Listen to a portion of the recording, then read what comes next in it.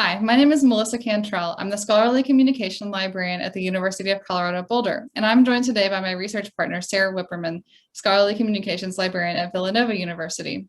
Our poster presentation is The Open Access Landscape, a global look at the state of copyright and licensing practices in open access journals.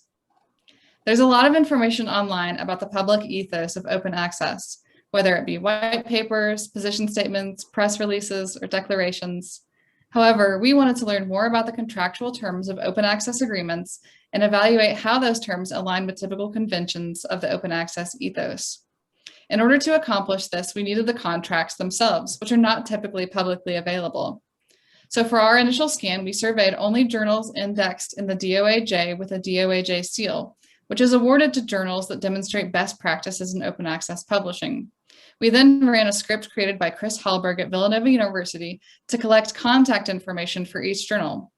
We used Qualtrics to create a survey to collect the contracts and additional metadata and to distribute the survey.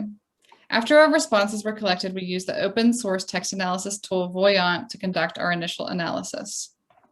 Thus far, contacts from 34 different journals representing 20 unique publishers have completed the survey by providing us with a contract.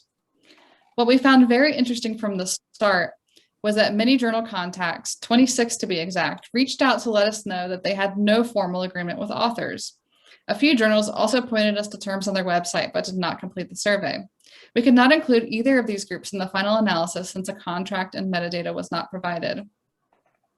On an initial scan of our sample of contracts, we found that most open access publishing contracts align quite well with publicly stated ethos about open access, but that a few, even amongst those with the DOAJ seal, do contain some restrictive terms. Let's take a look.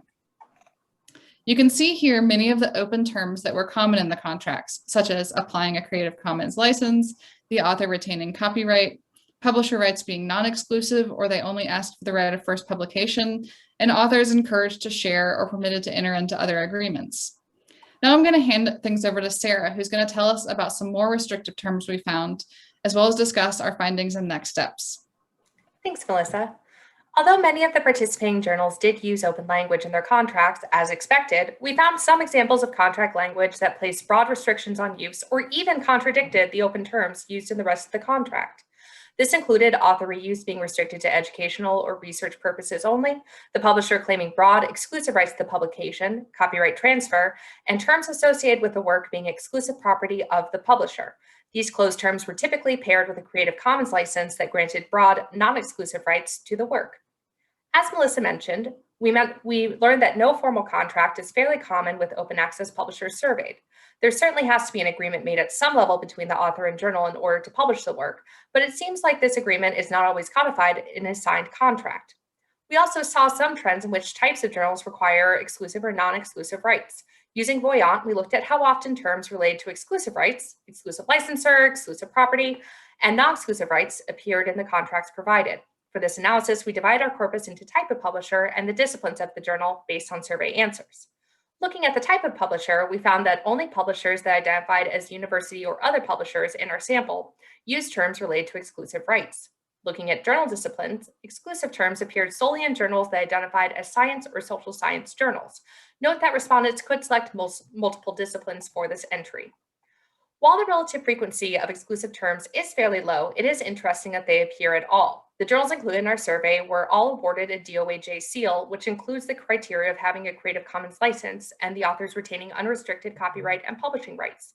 The appearance of exclusive rights and copyright transfers in these contracts runs counter to these requirements. The results are preliminary and based on a relatively small sample of contracts thus far. Again, the majority of contracts we assessed included open and unrestricted terms.